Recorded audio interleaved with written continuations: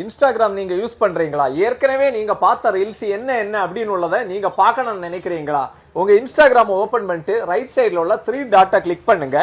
அதுல யுவர் ஆக்டிவிட்டின்னு ஒரு ஆப்ஷன் இருக்கும். அதை நீங்க கிளிக் பண்ணிட்டு வாட்ச் ஹிஸ்டரின்னு இருக்கும். அதை நீங்க தொட்டுட்டீங்கன்னாலே அதுல 3 ஆப்ஷன் கொடுத்துருப்பாங்க.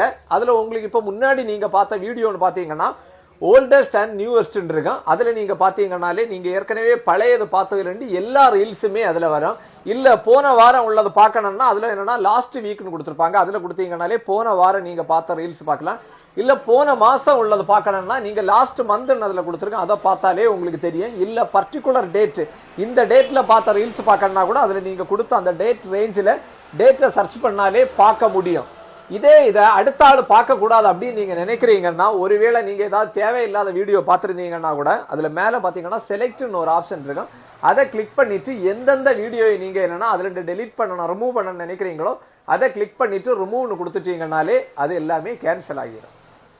இந்த மாதிரிப்பட்ட யூஸ்ஃபுல் வீடியோஸுக்கு நம்ம பேஜை ஃபாலோ பண்ணி வைங்க. அப்படியே இன்ஸ்டாகிராம் யூஸ் பண்ற உங்க ஃப்ரெண்ட்ஸுக்கு இந்த வீடியோ ஷேர் பண்ணி கொடுங்க.